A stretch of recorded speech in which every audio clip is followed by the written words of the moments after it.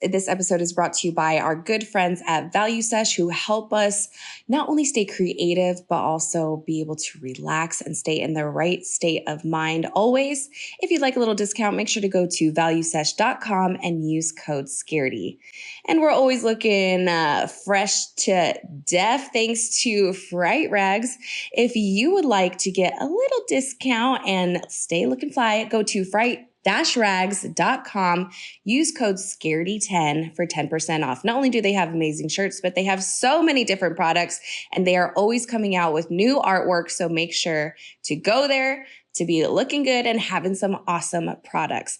And of course, the best horror store in the east side of the valley, Horrormonger Collectibles. We absolutely love them. Not only do they have amazing products and just good vibes, but they always have amazing people coming into their store, doing signings, a lot of great things happening at Horrormonger Collectibles. So make sure to go visit them at horrormonger.com or visit them in person.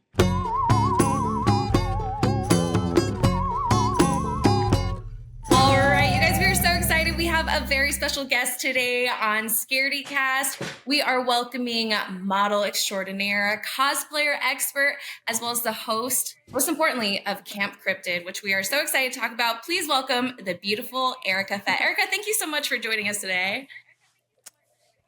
Well, thank you all so much for having me on. It's like an honor. It's an honor for us to have you on. Right, like we're like, what? No, I love you guys. Like I was so excited when I found you guys on the internet, and I was like, when you guys asked me to come on, I was like, yes, please. Kelsey's we always say like, you know, our celebrity crushes and stuff, and she's like Channing Tatum, hands down. And so today everyone was like, oh yeah, we got the interview, like y'all ready? And it like really sunk in, and I was like, this. Oh no! I'm like, what? Whoa! It was crazy. Oh, hi, Molly. Cool. I can see the chat. Very cool. Well, we are super excited to have you, Erica. We know you're super busy and you're on kind of East Coast time. So I know it's been a long day. So we just really appreciate you taking the time to talk with us. First, would you like to introduce yourself? For anyone out there that doesn't know who you are, which is probably not actually a thing, but yeah, if you just would like to say hi to our people. Yeah, so hi everybody. I'm Erica Fett. I am a cosplayer, a model, actress, and podcast host of another podcast called Camp Cryptid, which is just basically like I just talk about cryptids and movie reviews and all the weird stuff in between, but very aligned with Scaredycast, so it's amazing. So.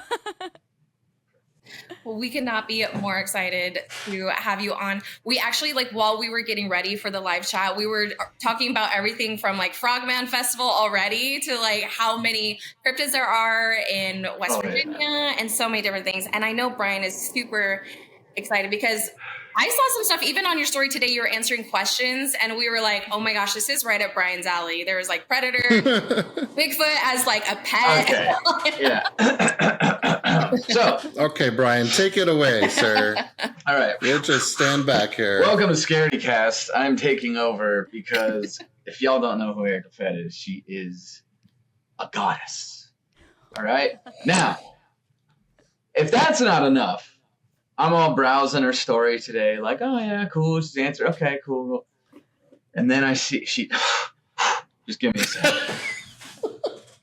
So I'm looking at her story, and then I see a wall of Predator figures of just I'm like, oh my God, and I'm salivating. So literally, I'm looking at it right now. I have maybe 15 Predators, most of them in boxes, and no one cares ever, let alone a girl. And I'm like, no way. She not only loves Predator, but I was losing my mind. But real quick, I had, out of all the merch that I just want to totally talk to you about, I have to show you one thing that is actually original art from somebody at Evil Izzy's, which is a local mom and pop shop, which is an all year costume shop. They're the best.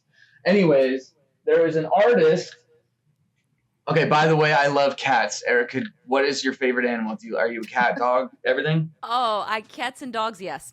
Okay. I think can't choose between them. I love them all. Right, you'll appreciate this then.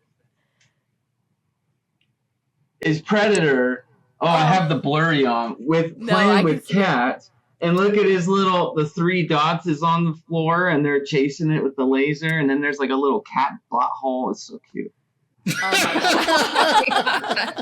Anyways, I really wanted to show that to you because it's one of my favorite Predator things, and like you're the first person that I was like, oh my god. Okay. Oh yeah. I can talk to you for 3 hours about Predator, but I shan't. No, I love Predator. So what did you think? I know I kind of read that you thought Killer of Killers was like, oh my god. Have you seen the little epilogue that they just did? The new epilogue release or whatever? I don't think I have. I don't think that I've seen that. The only thing that I've seen recently is like all the previews for Badlands, which I really am kind of digging that too. So yes, I'm super stoked for Badlands. It's finally like going in the direction that I would love like Predator movies to go. So here's hoping. But well, I don't want to spoil it then. It's only like a minute long, but at the end of Killer of Killers, you see someone that's very recognizable. Let's just say in the teaser, I have seen it. Yep. Okay. Yeah. Yep. Okay. Wait, I was like, wait.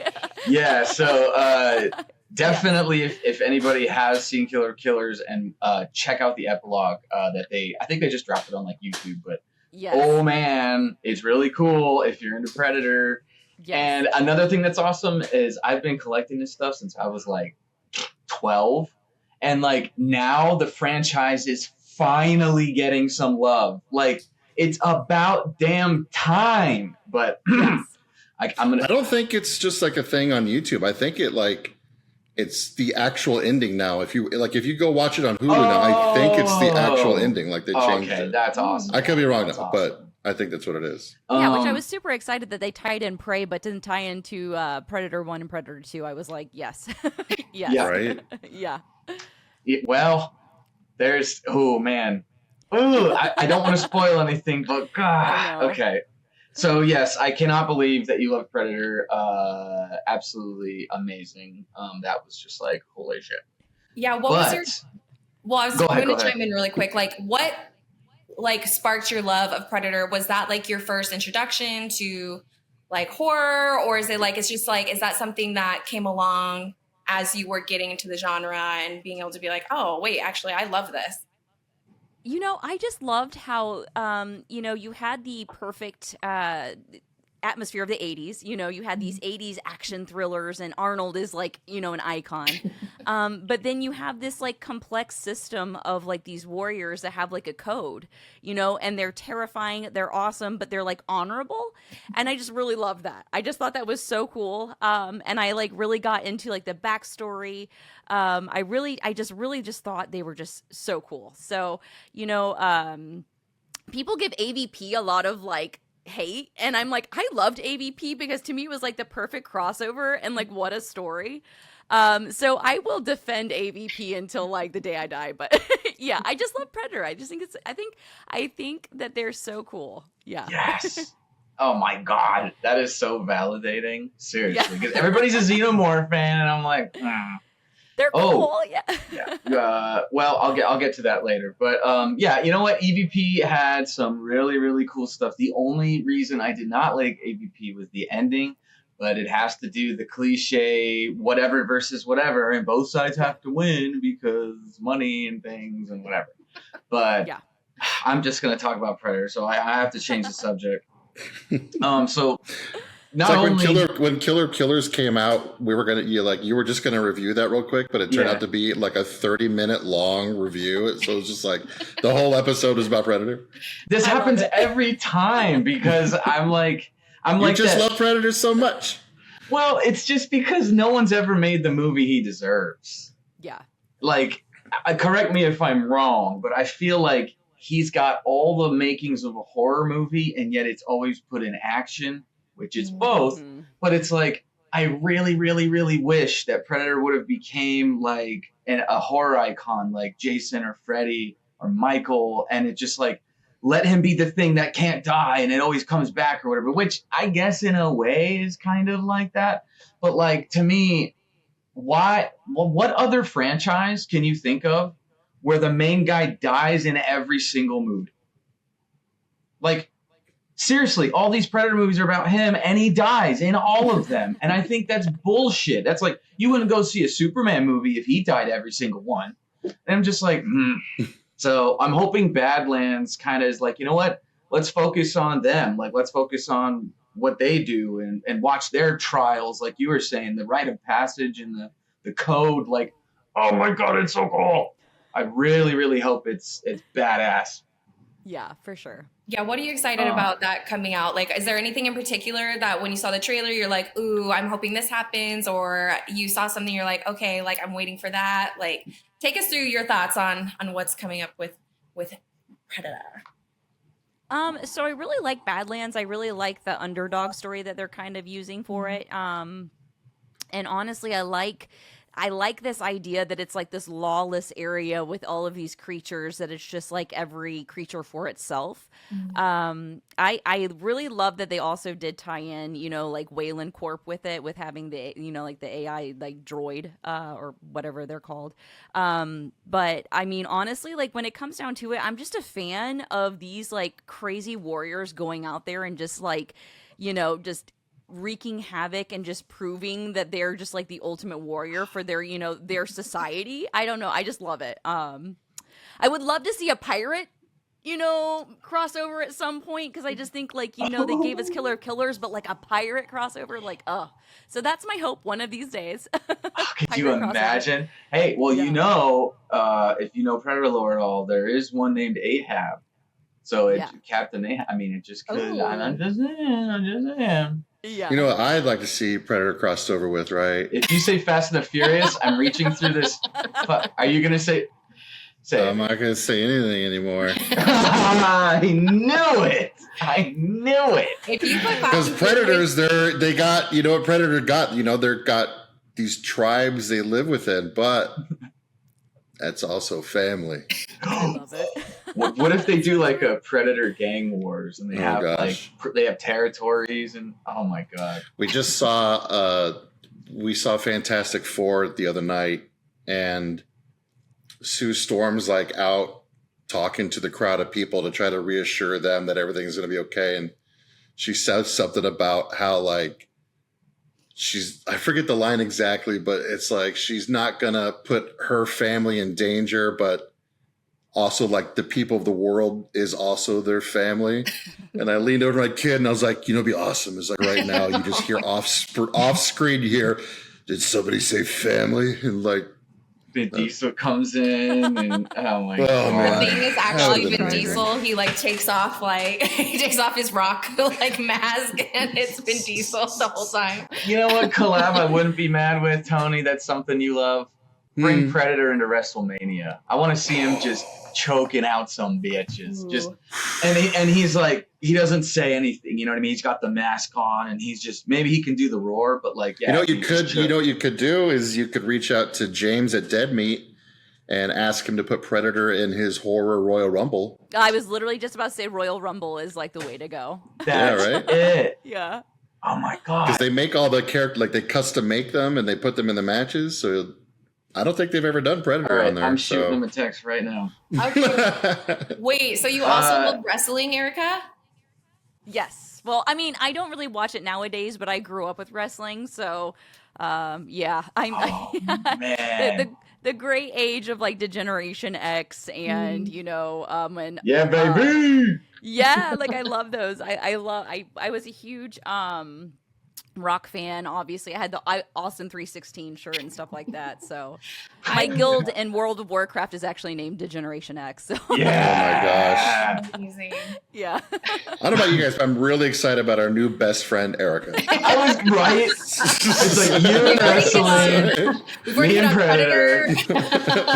Fast and Furious and wrestling, which is like everything that these boys like go down like a rabbit hole all the time. But I'm gonna stop that. So Thank rewind. you, Kelsey. Let's rewind a little bit. Can you tell us how you got into cryptids? Like, what was your first introduction to the horror, the spooky, the weird? Like, give us some of your background and how you've gone on this astronomical, incredible wave of just being able to cover all these amazing things in so many different ways. I mean, you cosplay, you host a podcast, you act. I mean, you really do it all. Yeah. So, I've kind of always been into horror and sci-fi ever since I was little. Like my dad showed me Texas Chainsaw when I was like 9, so I've kind of always been exposed to it, and I just always kind of really liked it. And so, when I started modeling a little bit, I started, doing pinup, and then I found out that cosplay was a thing because I had no idea that people used to go to conventions and like dress up. I had no idea that was a whole thing called cosplay.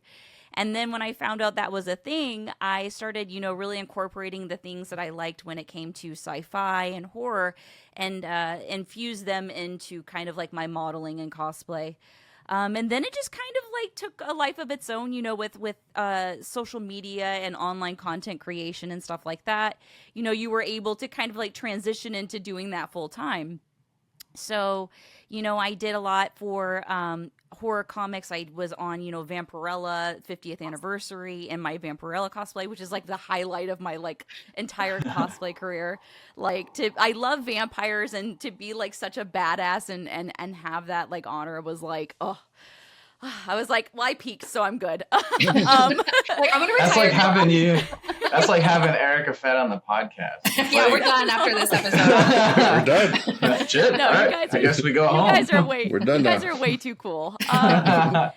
But COVID hit, and then I was kind of like on like well, I can't really go to conventions. I was kind of like hitting this wall, and like, what do I do? And so like an idea of a podcast was just something that I really kind of like liked and was like, okay, well, I can just do it and, just have fun with it. And it just kind of like took a life of its own. And here I am. I recorded like over 50 episodes, and it was just like one of those things where I was like, this is stuff that I like to talk about. And even like, though I like knew a lot about cryptids and grew up with stories of Bigfoot and stuff like that, I was always like a fan of school, so to be able to like learn about more cryptids as I like do this, I get so excited when I find a new one or someone has like a new urban legend or folklore story. So it was just kind of like the best of both worlds. I got to like really like dive into the world of like folklore and urban legends, but also like got to still like incorporate my like cosplay and sci-fi love into it. So yeah, that's I guess a little bit about my like journey. Man, that's amazing. Right. I think too, like a lot of people can really take inspiration from that of being like, this is something that I just wanted to do. And like so many times people let fear or feeling like, oh, I'm not going to succeed, like get in the way of that. And it's like, look, you're a perfect example of like, you know what, just pursue what you want to do. And at the end of the day, you can say you did it, or it's like you enjoyed it along the way. So I think a lot of people can actually really take inspiration from that, especially now, like where there's so many different things going on in the world that can like really weigh you down and affect you. So like being able to pursue your passion in any way is like such a healing thing. And then too, you get a community, you're talking about cosplaying and conventions, but there's also a community like that's very tight knit in the horror world. So it's really awesome to hear you actually say that. And you're living proof that if you just do something, you know what, good things come from it. Yeah. Thank you. Sorry, that was I also just like a corny moment. No, I love it. No, thank you. No, and like the way I always tell people is it's like don't get hung up on numbers too, because I feel like social media is so like catered to like showing people numbers, but it's like I always have to remind people like, if you have 20 people listening, that's an entire classroom of people. So it's like you have to put it into perspective sometimes, and it's hard I think for creators, especially when wanting to go into podcasting, to be like, well, there's already these top podcasts, what else can I bring to the conversation? And it's like, even though a topic's been covered like a million times, your story and your perspective is like uniquely yours. So I always tell people, go for it. Who cares? Like, you never know, someone talking about something like a cold case for the 9 millionth time, someone randomly could listen to that, and that could be like the missing link. So it's like, keep talking about stories, keep like sharing stories, and keep just like talking to each other. I think that that's really important. Like you said, with today, everything can feel so overwhelming, and it's like, we just got to talk to each other and have fun, Hell yeah. I love that. Yeah. Now I'm being like sentimental and corny. I love it. You know Yeah. what? We're gonna start this train. No, okay. You said that you love vampires before. I know Brian has a lot of questions, but like, what did you think about Sinners? I have to know because I thought it was a masterpiece. It was incredible. Like, I seriously I hope they go more in that direction, that franchise. But if they don't, like, it seriously was just like mind blowing to me. Yeah. I love Sinners. I thought it was amazing. I thought down to the storytelling to, building up this whole life before, chaos, sets in. I love period pieces too. So I was really excited that it was like not in modern day, but spoilers, like the little like end credits where I was like, oh my God, this is like the best. I love it so much. But I love Sinners, huge fan of it. And like that's another thing where it's like, okay, vampire movies have been done a million times, but shoot your shot because you never know what your story is going to be like, who it's going to touch and who it's going to affect. So, I loved it. One of the critiques about the movie, a lot of people were like, oh, well, we've seen it before. It's from Dusk Till Dawn. And it's like, okay, but what Dusk Till Dawn didn't have this huge celebration of culture and art and music. You know what I mean? It was like, yeah, it was a great movie. It's cool. And like, okay, points for unoriginality, I guess. But every single thing in that movie either sticks right to the lore of like what it should be, from like having to invite vampires in to, like you said, the period piece and the fact that like racism was this huge part of the movie. And like, oh, just a magical blend of all that culture and history, like, and oh my God, the acting, Yeah, I don't want to say what I want to say, but I'll say it anyways. I'll risk it. Oh no! Don't get mad, Here Brian. we go. Fortune favors the bold. But it's like, it's like you just said, like, even though, with podcasting, even though, somebody has an idea that they want to do for a podcast, but they're worried because there's already too many like that. It's like, well, just try it anyways, because it's going to be your vision and your style, much like Sinners. If he was like, well, they've already kind of done this idea from Dusk Till Dawn, I don't want to do it. It's like, imagine if he didn't do it. Yeah. Just like Fast and Furious with Point Break, because Point Break and Fast and the Furious are the same exact movies, but there's only one Point Break and there's 11 Fast and the Furiouses. So it's like, my God. even though it's already been done. So just I go have for to it. ask, I know we're talking about Sinners, but real quick. So did you like Gone in 60 Seconds too? Oh yeah. Yeah. It's Nicolas Cage and he's stealing cars and it's, like there's nothing to not, he's like, let's go. Like there's nothing not to like about that movie. I love that movie. Awesome. I love it. I was literally just about to watch that the other day. So that's, oh gosh, it's so good. It's definitely one to put on her once in a while. Like, oh yeah. But like Eleanor, is that? Oh gosh, yeah. I went and I saw that when it came out in the movie theater, and it was like I'm sure everybody had the same problem. Is like whenever you leave that movie and you get in your car, you're gonna drive fast. You're like. Like you can't. Let's see what this thing could do. Let's see what this can do. And you start singing to your car and stuff, and like rubbing your hand on the side of it. It's like, Tony, it's a Dodge Shadow. Like, shut up. Like, I don't care. The Kia Spectra, bro. I love it. All right, so I don't want to like obviously just like speed round interrogate you, but these are all just questions I've been sitting on for a while. Okay. So I noticed that your favorite cryptid is the Flatwoods Monster, correct? Yes. Oh, Now, yes, it's so good. Whoa, Brian did his research. Yeah, well, I take these things very seriously. So if y'all don't know what the Flatwoods Monster is, could you explain this silly little creature? Yeah. So before we started recording, we were talking about West Virginia and how many insane stories of cryptids that West Virginia has. It's like a hub for cryptids. But basically, it was a story of back in the 60s, I believe, there were two boys playing outside and a giant light, almost like a comet, went over them. And it basically crashed kind of beyond the horizon around a farm in town. And so these boys ran home. They told their mom. They grabbed a bunch of people to go kind of like look and see what happened. Well, as they go, to go explore, they come across this farm and this hill where it looked like some kind of craft had crashed, and it was emitting this foul stench of like gas. And then out from this like giant light and this crash came this like extraterrestrial looking being that was like hovering in air, and it had like a cowl on its head that kind of resembled a spade, and it was wearing like a green metallic dress, and everybody that was there pretty much saw this creature. And then like the next day in the area, someone else who was driving on some back roads around the area saw the creature similar to it, but it looked like it had almost lost its like dress shell.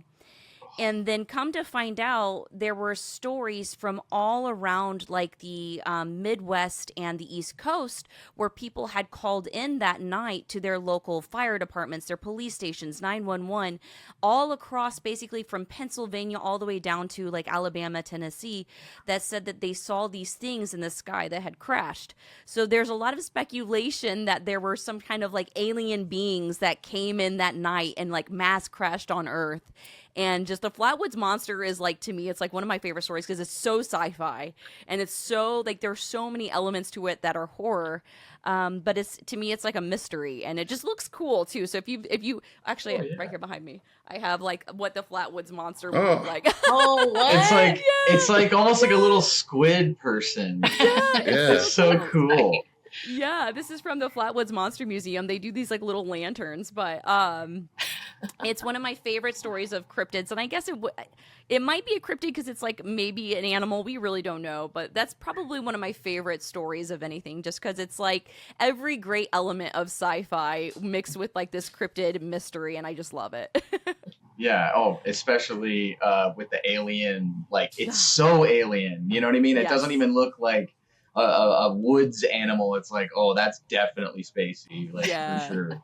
You did a great job describing it with the spade on the head. I was like, okay, that looked, when you showed that, I was like, that looks exactly like that. It's like so hard to explain sometimes because when people get an idea in their mind, they're like, what the hell is she talking about? But yeah, it's so cool.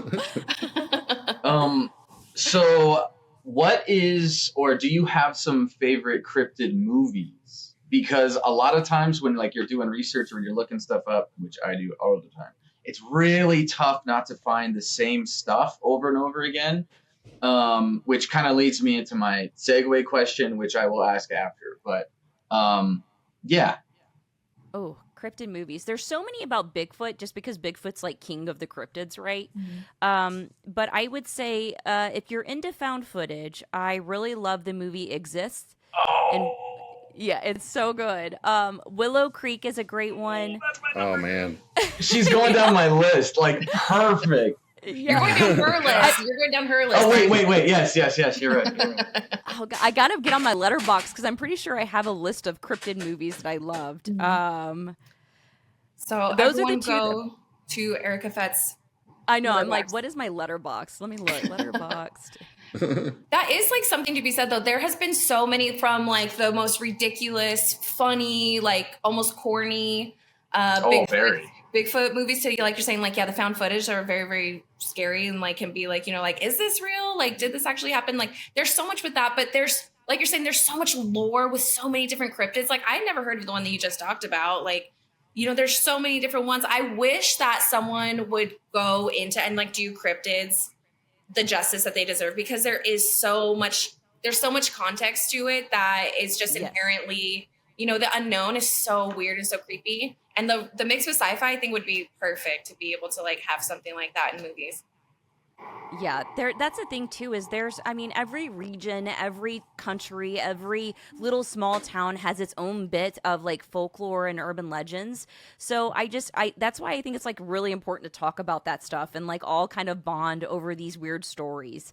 But yeah, there are there's so many Bigfoot movies, which is amazing. But then there's like so many cryptids that don't get talked about that are just like, if they made a movie about this cryptid, it would be the most gnarly, cool thing ever. Like the giant spider in the Congo, the Jabafofi, like, come on, like that right there is like a period piece, like early 1900s, like the age of like exploration, you know. Yeah, straight up What King is, Kong, like Yes! straight up. Yes, it would be is that so new good. movie that came out on Shudder? Monster Island. Is that a cryptid? I haven't read too much into it, so I wasn't sure, but I know it's like two guys that hate each other get stranded on an island, and there's like a creature there. It's like a creature from the Black Lagoon almost. Oh, I love it. Okay, so I watched it last night. Okay. I won't do any spoilers.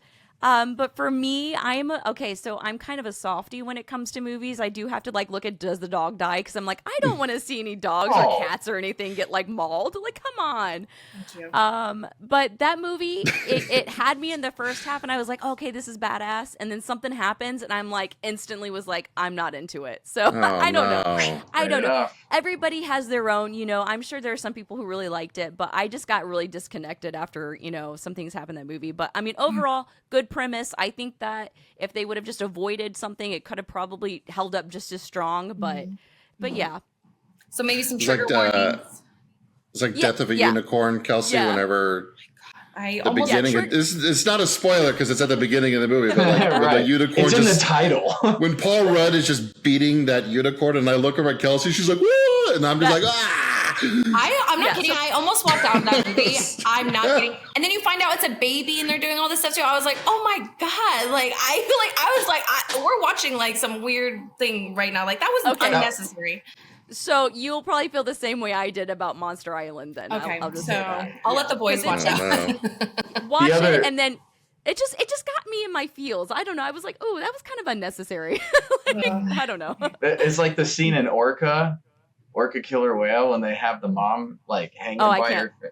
Oh God! But the good news is it's all about the orca getting revenge and just fucking shit Well, I up. love that. It's so sick. It's so sick. I've like sworn off the Jurassic Park movies because of how they did it, and the one where you just see like the big brontosauruses or the brachiosauruses sitting on the dock, and I was like, never again. I will never watch these movies ever again. I was like, how dare they? How dare they? Didn't they double down on it by saying like, yes, that is the one from the first movie? Like that was the first dinosaur used. Like, it's like, why'd you tell us that? What did they do to my boy? With Game of Thrones, when the first dragon died, I was crying on the freeway the next morning on the way to work. I'm not even kidding. I know it's a little overboard, it's a little crazy, but I'm so glad that you feel that same way because like Tony will be laughing at something. I'm like, how the hell are you laughing at this right now? I'm about to run out of this theater. You gotta laugh so you don't cry. Keep in mind that Kelsey does work at the Humane Society. That is her job. So yes, she loves animals very, very, very much. Oh my God. It's totally understandable. I'm actually in my foster cat's room right now recording. So. Your foster cat is an awesome room. Yeah, no shit. Right?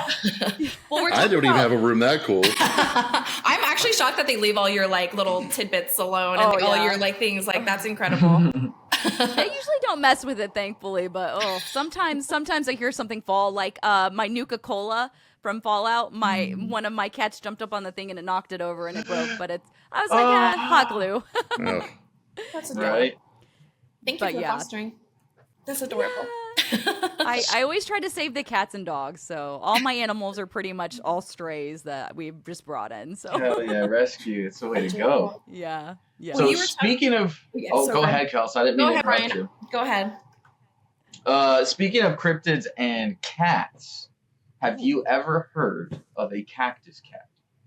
Oh yes, I have actually. I've heard of that. I've heard of it, but I haven't really done research on it. Like I've seen pictures of it, and it's adorable, and I love it. But the fact that you even know, that is such a like deep cut, and it's like more of like a wives' tale than anything. But like, oh my God, we're trying to put it on the map. Like we have it on shirts. That's like our mascot is this cactus cat. Plus, we're in Phoenix, Arizona, so that makes sense. Yeah.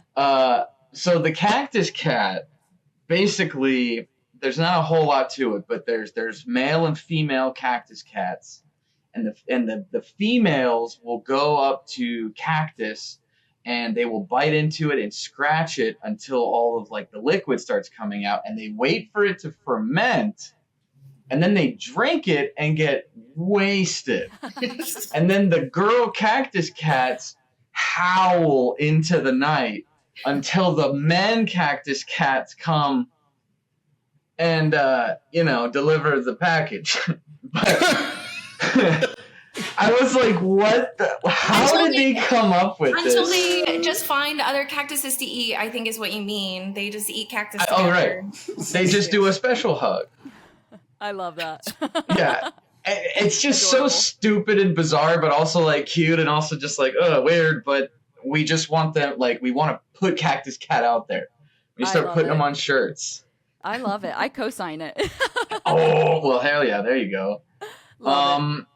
Okay. Have you seen the trailer or the movie? I think it was made by the same guys as the Winnie the Pooh Blood and Honey, but the Bambi. Oh, well, that's another one where I'm like, if it doesn't show like the beginning that's like obviously like scarring, then I'm like down. But yeah, I haven't seen it yet. I've seen the Popeye one. I've seen, oh gosh, the Mickey Mouse one. I've seen the Screamboat. I've seen all the Blood and Honeys. I haven't seen Ugly Stepsister yet. What's the one where the Mad Hatter like has all the girls, the princesses? Have you seen that one? Oh, I haven't. No, I can't remember what it's called, but there's one where it's like the guy's like the Mad Hatter and he like tortures all the princesses. It's like the same cast as like they usually do for all of them, but they're a lot of fun. You go into them knowing that they're just going to be a fun time, know, and look at it objectively, like, okay, how did they pull off that special effect, or right. So. At the first trailer I saw for the Bambi, I think it's called Bambi the Reckoning, which is fucking hysterical already. But I was like, this is just going to be a big joke, isn't it? And then I was like, okay. And then I saw the part of the trailer where he just blindside T-bones a car with his antlers and flips the car. I was like, sold. I'm buying my ticket right now. Like, I want to see some animals just like get justice and like fuck shit up. I love it. Yeah, we got a screener link for it, but yeah, I'm such like a movie nerd, I guess, where with that movie especially, I was like, I can't watch this on my computer. I have to watch this on my TV with the sound and everything and the lights off, and like I have to be invested in Bambi the Reckoning. Oh, yeah. Anything else, though, I can probably watch on my computer. But, like, I want to be... I need the whole experience for Bambi. I can't wait to watch. And it's surprising. Like, I haven't watched many of the, what are they called? Like, public domain horror movies. I think the only one I really watched, unfortunately, was The Mousetrap. Oh, yeah. Oh, yeah. Yeah.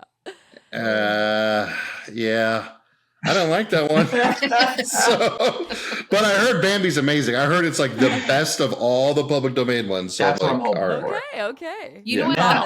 That's a good, like, if anyone out there has seen it, or if anyone's seen the screener yet, like, that's a good point of like, I want to know if it starts like after, like, it's just implied of what happens, like, and then I'll watch it or whatever, like, or it's in our email. I'll watch it, so I'll brave it if there's an animal thing. I'll take one for the team. I know. Thank you. We got a question in the chat from Awesome. He wants. They want to know if you were stuck on a deserted island with one cryptid to keep you company, which would you want there? You just said that you would want Bigfoot as a pet. So yeah, is that along the same lines as? That's not quite the same as like having company, right?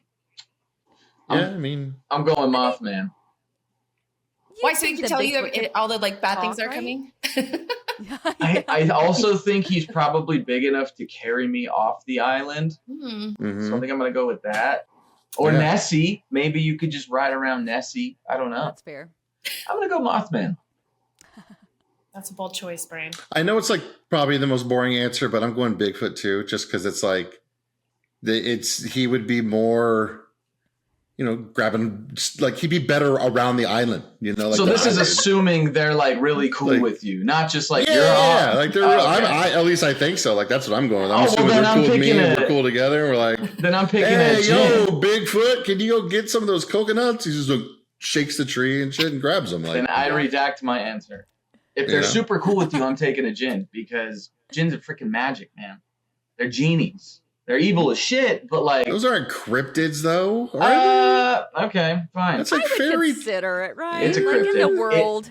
Yeah. Thank you, Tony. You know what, man? You stick to your wrestling, pal. You let us cryptid pros handle the cryptids. Hey, there was a Yeti wrestler one time. Oh, no shit. He didn't look anything like a Yeti for sure. He looked like a mummy. I don't know why. Like they called him the Yeti, but he was just like a mummy. It was really weird. It was the 90s, so same thing. What? What are you gonna do? Oh. The only thing about a djinn is, have you seen Wishmaster? Whenever you like make the wish, it's always like some fucked up version of it. So it's like, yeah, because genies are just assholes anyways. Yeah. But that's kind of like what djinns are. But if they're chill with you, that's what I'm saying. Like I'll go that all day for sure. Now what Disney thing? Erica, did Erica? Did you answer though for sure? Like which one you'd be trapped on a desert island with? Oh, I do Bigfoot for sure. Bigfoot, okay, so Bigfoot, okay. Just want to make sure. Yeah. He could take care of you. This episode is also brought to you by Cranked Up TV, which is your home for independent horror. They have over 200 independent horror films that you are not going to be able to see anywhere else. These are curated for horror fans, by horror fans, and filmmakers. From new exclusive to favorites, classics, horror movies you might have missed, uncensored to little known, and new indie horror gems. They absolutely have everything that you're going to need as a horror fan, plus no ads ever. That's their promise to you. Go to crankeduptv.com to get started. It's only $5.99 a month or $49.99 a year. Plus, if you'd like 10% off your annual subscription, use code Scaredycast and the first 100 subscribers are going to get that discount. Remember, go to crankeduptv.com to get started and get all of your independent horror needs met. What Disney franchise do you think deserves a horror rendition? Because we've had some just because they went on public domain, but I'm saying like if you had a Disney movie, you were like, that's the one I want. Make it evil, make it violent and bloody. Toy Story. Okay, how would you do that? Tell me the screenplay, fair. Man. Break that down. It's like Chucky's. Wait, that's just Puppet Master. Yeah, it's just It's been done. Puppet Master's a classic, though. Could you imagine Hercules and like how terrifying they can make all the gods and all the creatures and the monsters that he's like cutting up? Ugh. I mean, mythology is kind of like, it is kind of horror. Oh, for sure. It's like the old, 60s Clash of the Titans? Yeah. Exactly. Yeah. Okay. Yeah. All right. Let's see. I only got a couple more. I swear. Wait, I think good. I think Beauty and the Beast might be good. Or I know there's been like mermaid ones, but it's like based on like I feel like a lot of the Disney princesses, especially they're based on these fairy tales that started off really horrifically. Like, so I think having a horror Little Mermaid would be incredible. I think they're doing one. Are they? I'm pretty sure they're doing a Little Mermaid, yeah. Oh, okay. Well, then never mind. I take that back. Okay. Well, then, yeah, I'm excited. Awesome in our YouTube chat says that Night at the Museum would be a great horror movie. Oh, all of them killing each other. Oh, that would be amazing. Right. Especially if you put it in like a natural history museum and there's just dinosaurs coming to life. And So we're talking a lot about, a little bit of spooky stuff, but have you ever had a real oh my God experience, either just completely unexplainable, paranormal, supernatural, anything like that? Oh yeah. I've always had weird experiences where I knew that there was something more, but probably one of my trips to Scotland is probably where I knew for sure that there is definitely something that we can't see. Is it like something that you don't necessarily want to talk about in detail to like not like. Oh no, it's like I this story is like one of my favorites because it was like it wasn't just me that experienced it. We were staying in Old Town, Scotland, and it was in this weird, creepy Airbnb. And a group of us that night had went out to the underground tours in Edinburgh. And we were the last tour group of the night. And as you go, when you're the last tour group of the night, they have these little candles along the way that as you go from room to room, when you leave a room, you blow it out. So everything is just black behind you. And we finally get towards one of the bigger rooms, and this is like the underground that caught fire several times. Like thousands of people died. It's like horrific times, you know, back then. And we get to this area, and the tour guide is telling us about, you know, an experience in the room from someone from a prior tour. And she said there was a ghost called the Whisperer. And she said that, you know, in a previous tour, a woman was standing in the room and she had heard a man talking behind her and no one was behind her. And so I was like, okay, sure. You know, I'm going around, I'm taking, you know, I'm just like, okay, cool. Like, you know, this is obviously a horrific place, but like, I'm not really feeling anything. So I'm like going and I'm like snapping pictures all over. I'm going to the areas that we just walked from, taking pictures in the darkness. You know, I'm just being very like casual about it. Well, we all get back to our Airbnb that night. And the way it was set up is like we're in this room and I'm on the left-hand side. My husband's on the right-hand side. And I'm on the outside kind of facing where there's like a space between the bed and then there's the door. And so I set up my TV at night, putting Netflix on. We're like falling asleep. And I wake up probably around like 3 a.m., 4 a.m. to, you know, when your alarm is going off next to you and you can hear it when you're dreaming. And it's like, okay, something's happening in real life. I need to like wake up. Well, I could hear a man with a very deep voice knelt like right next to me into my ear talking. And I couldn't understand what he was saying, but and when I close my eyes right now, I can still hear his voice. Like I know the exact tone. So as I'm like realizing that someone's talking right next to me, I start to wake up, and then I'm like, I wake up and I realize no one's there. And my Netflix had turned off, nothing was playing, and I'm just sitting there in the darkness, and I'm like, okay, I'm getting goosebumps just talking about it right now. Yeah, seriously. I'm like home alone right now. Oh no. And so I'm like freaking out, and I'm the type of person, it takes a lot to give me like a jump scare. It takes a lot, you know, I'm pretty cool most of the time. I'm very like level-headed. So I like lean over on my husband and I'm like sweating and I'm like tears are coming down my face because I'm like, there's someone in this fucking room with me. I can feel it. Oh, sorry if I said the F word. It's all right. Okay, I was like, oh my God, I'm so sorry. You're off. You know what? I've already let it slip like 5 times. So. I'm actually shocked that we have not cussed more, honestly. We've been on our best behavior. I'm pretty proud of us. So I like lean over at my husband and he wakes up and he's like, are you good? And I'm like, I don't want to talk about it. I was like, I'm good. Let's just go back to bed. So I'm laying on him and all of a sudden he starts shaking like out of the bed. Like his entire body is like shaking to the point where I sit up and I'm shaking him, yelling, trying to get him to wake up. Oh my God. And it takes like 20 seconds for me shaking him like as hard as I can, like screaming at the top of my lungs for him to wake up. And he wakes up and he like immediately climbs across the bed and he's like facing the doorway as if he's about to fight something. And he like, and it was like you could see him like snap out of this trance and you could see him like he was like ready to fight. And then all of a sudden he was like looking at me like he had just woke up and he was like, what's going, he literally looked at me and was like, what's going on? And I basically told him, I was like, listen, I woke up to someone talking right next to me. And he said, it's so crazy because he's like, I had a dream that someone jumped on top of me and was like trying to like kill us. And from that moment, I knew that because I could feel like the negativity in the room. I could feel that there was like a presence there that I couldn't see, but I knew it was there. And the weirdest thing is my friend was right across the hall.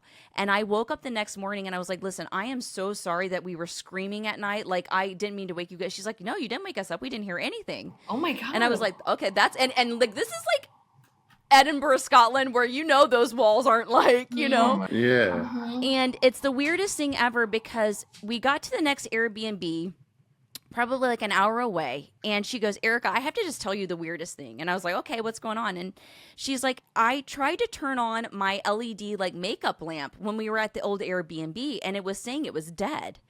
And she's like, when we got to this new place, I turned it on and it turned on immediately. And I was like, okay, that's weird. But that's probably the one thing where I knew that there was like something there. And I've literally been to Scotland and Edinburgh a million times, and I've never had experiences like that. But that right there, I was like, there's something out there. And it is terrifying. So, plus, like, it's one of those things where you're like, you're seeing that, right? Like, that wasn't just me, because then like, oh, okay, I'm not crazy. And so like that's even more solidifying that that's insane. And he saw the exact same thing that you heard. Yeah. He dreamed what you experienced. That's and I didn't even tell him because I was like, I didn't want to talk about because I didn't want to like, it was like so stupid, but I was like, I didn't want to acknowledge that something was in the room with me. I didn't want to talk about it. I didn't want it to like, I don't know. I just didn't want to talk about it. I was like, I know. I was like, I don't want to like feed into the fear. I don't know. Like, how do you handle these things? Let's pretend this doesn't exist. Like, that's exactly what I did. I don't know how you went back to sleep after that first one. Right? I turned on my Netflix. I had a nightlight and everything. I was like, nope. What'd you turn on Netflix? It was probably like X-Files or something. Like, what? Not even I thought she was gonna say like Bluey, but she's all It's the rotation of American Dad, X-Files, or It's Always Sunny. That's what I usually fall asleep to. One of those. Oh my god, that's man. crazy. So that was like the one time that you were able to be like, hey, this actually happened. So you're obviously like you're into cryptids, like you talk about the spooky stuff all the time.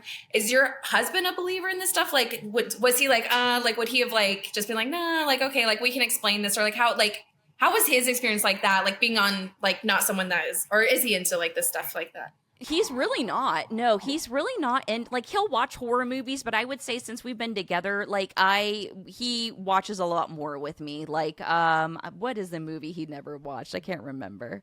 Oh, I made him like sit down and watch all the Howling movies with me one time. Like, I'm like, this is what I grew up on, and he's more of like a sports type of guy. So it's kind of like, I kind of like introduce him to things, and he's like the golden retriever. Yes, he's like the very safe, like really, like he's the high school, like so supportive. Like I couldn't do this without him because he's like literally helps me with so many things. But I remember we were at like the Oddities and Curiosities Expo, and we were going around trying to spot as many golden retriever boyfriends as we could, and they were just like everywhere. Like, I think I got like 8 before I stopped filming, and I was like, this is just there holding all the bags, just standing back a little bit, just like she's completely like 8-inch platform shoes, belts and shit, and he's just wearing like a Pink Floyd shirt. Oh yeah, like I'm covered in tattoos. He has 0, so it's like a very good. Yes, I'm not alone. Yeah, so it's really sweet. I was gonna say why I asked is because I feel like a lot of times, like people who are usually skeptic, like if it happens to someone that's in this world and talks about this stuff, they're like, okay, yeah. But like for it to happen to someone that's not really in the world or like maybe doesn't like explore that stuff, like, you know what I mean? I think that like makes other people be like, wait a second, like, okay. And it happened to two people in the same room. Like that's actually a really scary experience. Like, right. It seems like this ghost was like, do you think it followed you from the tour, or do you think it was like, I do. Okay. Yeah, I do. And the worst thing about it is the Airbnb itself was so creepy, and I should have known because like our room had like this huge, beautiful window, and you look out and there's like this creepy old courtyard in the middle that you can't even access. So I should have known, but I definitely think that it followed us. I really do, and like it takes a lot to really scare me, and that was probably the most scared I've ever been in my entire life. Yeah. So, but that's the thing is like he's not really a type of person who's like spiritual or like a believer or even into horror or anything like that. So for him to like actually be like rattled by something, I was like, okay, like. We both experienced that. That's weird. Yeah. Would you say that you're a skeptic and you want to believe, or do you like, yes, absolutely, I think these things do exist? Oh, I definitely think things exist, but I think that sometimes it's like a 50-50. Like there could be a rational explanation for some things, right? Like I think it's always good to like approach it with like a scientific, like, okay, what could this have been? Like, you know, but like there's some things that are still unexplained, and I'm like totally cool with that. So actually, this kind of segues into well, sort of from what Kelsey was saying, but like you obviously look up a lot of proof pictures, everything. We're always looking for that new info. With how everything is with like AI and just the fact that it's so easily accessible, I don't know. How do you feel about that? Because like for me, I mean, I don't want to say like I'm super serious, and it's like, look, I want everybody to have fun with this too, but I feel like I actually want to find some answers or something, and I feel like this is a huge step back. Like just when we were finally making some leeway, now you have, boomers on YouTube thinking that, like Donald Trump rode a rocket ship and saved the planet, and it's like, okay, but like you don't realize that that's not real, and so then it's like, I don't know, I just feel like it's doing more harm than good, maybe. I don't know, what's your thoughts? I agree. You already have a lot of sensationalism and exaggeration when it comes to cryptid stories as it is, right? You've got the boom of people like with ghost shows and then cryptid shows where it's like every episode they're finding proof, right? And you're like, okay, how likely is that? So you've already got like this kind of like sensationalized outlook on it, which really doesn't do much for the community when it comes to proving things. So then you add in AI where, I mean, the videos now are so hard to tell that it's AI, which is like so unfortunate because you're just going to have so much more misinformation and so much more skepticism. So I really am not a fan of AI. I really think there needs to be way better regulations. I really think that, and not just for, the scientific community, but for normal people's safety, you know, because how scary is that someone could take a video of you and then alter you to be saying something like that shouldn't be okay. Or doing something. Yes. Like someone could go, I watched him do it. I saw it. And it's like, no, man, like, and especially with how harsh cancel culture is and how harsh people are with each other online, that if one of those videos gets out and then it causes all of this chaos, that's really unfair to the person. And it's just, there should be way more regulations on it. And it's like, we're still, you think about it, the internet's been around for how many years and it's still so young. And it's kind of like still a Wild West. And although we do have some regulations on things, there's still a lot of things that are unregulated. So to me, it's like AI, we really have to have a really clear vision of what we want out of it, and try to do our best as humans to use it for good. I'm a big fan of the idea of robots. Not so much a fan of like Terminator robots with like skeletons, like with red eyes trying to kill us, so that's all.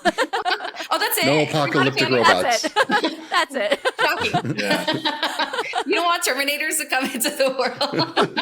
Yeah, listen, I will say that scene where he gets out and he like is the skeleton, it literally, in my mind, it's one of the scariest things I've ever seen in my life. Okay, that scarred me. My dad was like, oh, it's fun, it's cool. And I was so terrified, and the thing wouldn't die. I thought it was like gonna attack me and like I couldn't kill it. Oh, I had such bad nightmares with Terminator. And now they're like some of my favorite movies.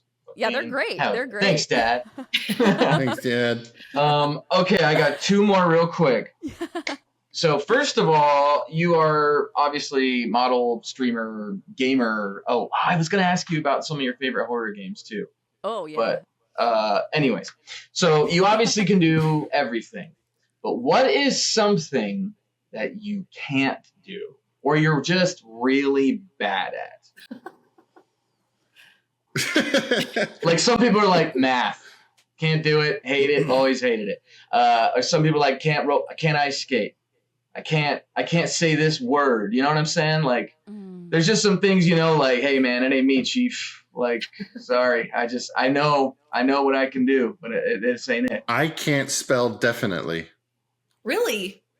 There you go. Bard is hard for me sometimes. DEFIN. I get there and I'm like, wait, is there an E now or a T? You're I don't close. know. You're close. Oh, come on. It's dude. somewhere around there. That's what AI is for. Yeah. There we go. Right? Use it for good. Yeah. I would say, math is probably not my strongest suite. The maths, I would say, yeah. Yeah. Just something you're like, don't ask me to do it. I'll never do it. Absolutely It's not fun. No. It's No, not fun. it not fun. sucks. I actually Like, saw I guess- Go ahead. Oh, I was gonna say, if you're one of those people who I feel like gets math and you're just like a whiz at it, then it's like you're a natural. You're supposed to be doing that. I just Yeah. think that like it's a language, right? And if it's like not sitting with you, I don't think we should like force people into like Agreed. like why Yeah. why does a high schooler need to learn trig? Seriously. I'm being No. so serious. Why did we learn Literally- cursive? Why the hell did we have to learn cursive? I haven't used it since second Oh, grade. dude, for real. They don't know how to made, do my I think it taxes, was, so. I think it was last year or the year before, but they made my youngest kid, they made them write in cursive all year Oh.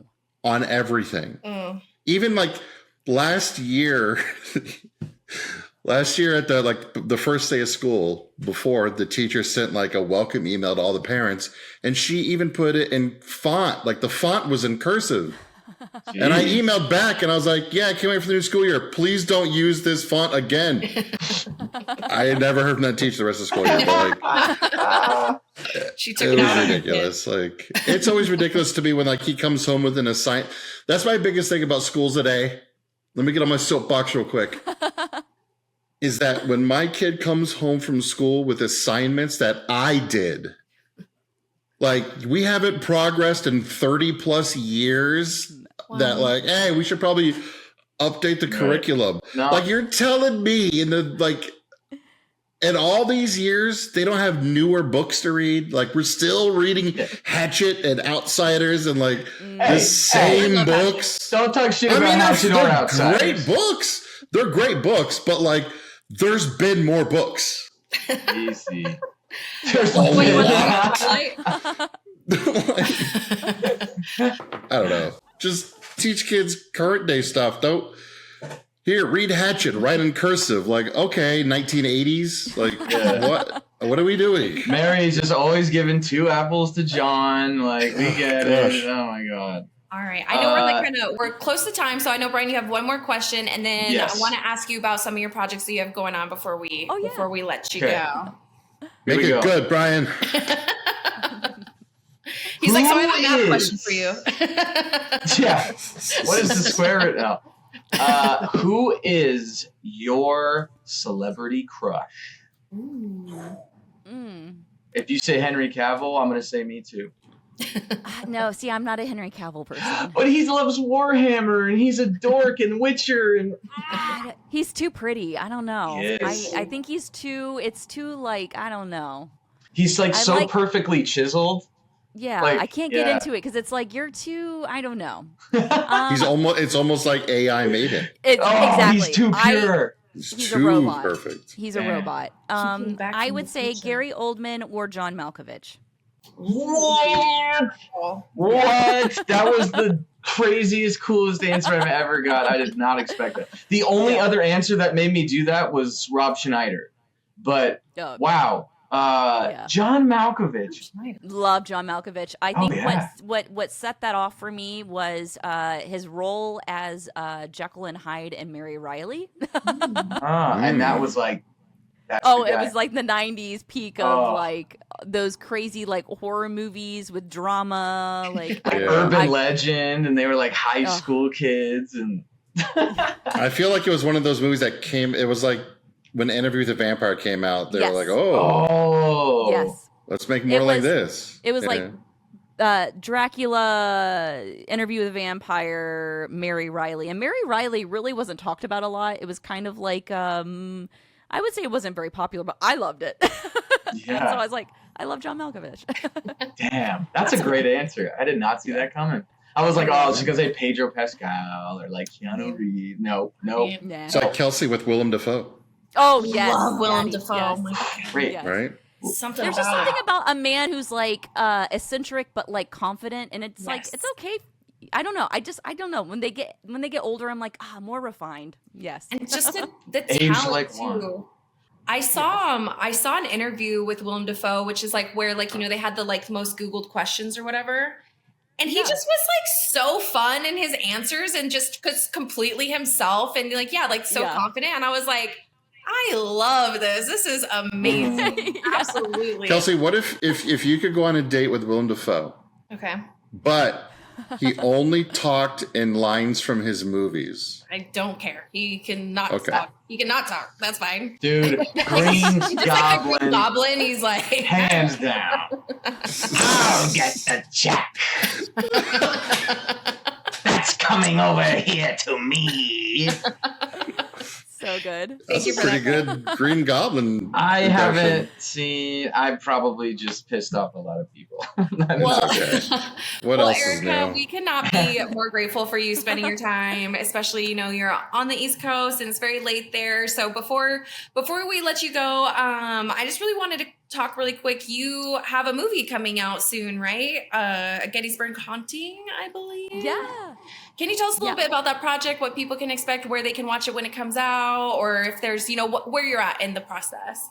Yeah, so Gettysburg Haunting, we shot it back in 2023, and it is a feature film by writer-director Gabe Braxton. And it was taken on by Wolf Shoulder Films as well, is the production company. And we're really blessed because Wolf Shoulder does like all the behind the scenes for like 28 Years Later. They did stuff for Stranger Things. So we were really, really honestly blessed to have like their support with our indie project. And, you know, in part of like my joking around when I was doing my podcast is like, I always like loved acting, but I'm like more of like a Shakespeare. I always loved Shakespeare. So I was joked around like, hey, like put me in your movies and stuff. And so finally just the universe sent this role to me.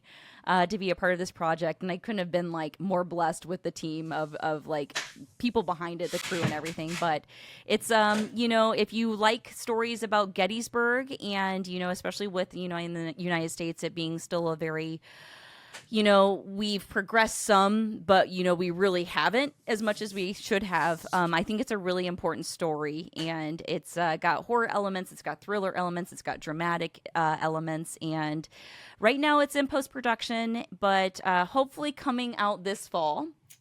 As fingers crossed. It's been an amazing process right now, and I don't know if you guys have seen The Dark and the Wicked on Shudder, but it's one of my favorite Shudder movies ever. It's so good. If y'all don't have my Shutter, you need to steal mine. I keep telling ya. The Dark and the Wicked is such a great movie, and we're lucky enough to have Post 237 that did sound for that movie doing our sound as well. So Nice. I just had to record like the last little final bits of my voiceovers for it like last week. So I'm really hoping it's That's coming so along. I'm like, yeah, so I'm really excited. I've always been a big history buff, so to be involved in like a small little indie horror project that's like, I saw like the thumbnail for Dark and the Wicked. yes, And it's like a girl like hovering above a house. Yes. And I was like, too scary. No. It is. I'm telling you, it is so unsettling, and it's so good. Yeah. It's one of my all-time favorite Shudder movies. But yeah, so I just did that one in 2023, and then recently, like in June, I was part of a found footage werewolf film called The Fearful County 4. Which we were lucky enough to also have Joe Bob Briggs on the project. Oh, nice. sick. Icon. Like, my heart. I know. I grew up watching him on Monster Vision, so it came like full circle, and it was like, this is surreal. Like, wow. But that was an amazing cast and crew too. So we just filmed that, and hopefully that'll be out this fall too. So so much going on. That's amazing. Also, I saw you in a Cryptid documentary. Oh, yes. It was like a top 10, and I was like, all right. And I was like, all right, who are these guys? And I was like, no shit. And then you were, I forget, you was like Bigfoot, you were explaining a couple other ones, but I was like, oh, like I don't know you, but I was like, I know her. And now the universe, good looking out. Yeah, that was oh my god, that was back in 2022, 2023, Tubi's top 10 world scariest monsters. Yes. And I actually just filmed in March for something for the Loveland Frogman for a documentary, but I haven't heard much about that. But yeah, so hopefully that's coming out. Wait, have you seen the Frogman movie? Oh yes, Frogman fucks. I yeah. I literally messaged Anthony and I was like, if we do not get a Frogman fuck shirt, I'm gonna be so pissed. So. We've been talking to him so much about that. Oh, he's so great. We bug him all the time. Oh, Yeah. he's amazing. He's amazing. I did a little voiceover for the teaser for that movie too, so you can hear my voice if you listen to the teaser. We did too. We did too. Yeah. They were like the newscasters, and they Yes. That's awesome. Yes. Oh Yes. my God. So I'm so happy we all got to bond over the Loveland Frogman. Oh god, yeah, I can't wait to see the new one. Plus found footage. Oh my god, it's so Yes. good. And Frogman is stellar. Yeah. I got to hold the wand. Yeah. Oh, Yeah. I love it. So like where can everybody follow you? How can we shout you out, shout yourself out, promote everything? Oh shoot. Probably like Instagram.com/Camp Cryptid, or if you want to follow my main page, I post a little bit about the podcast and then like cosplay and modeling, and it's just like a plethora of like everything. There is no rhyme or reason to what I post, but it's just at erica.fett. If you just search me, I'm pretty easy to find, but yeah, I would say there, and then campcryptidpod.com and then ericafett.com for my websites. Like very easy. There you go. You have a lot of movies come out. Do you have any events coming up that you're going to be at? I think I saw that you're going to be cosplaying here soon. Is that something happening? So this weekend, actually, on Saturday, I have Squonkapalooza in Pennsylvania for the Cryptid the Squonk, which is adorable. I love that little emo boy. And then, oh gosh, what else do I have? And then I think after that, I might be going to Mothman in September.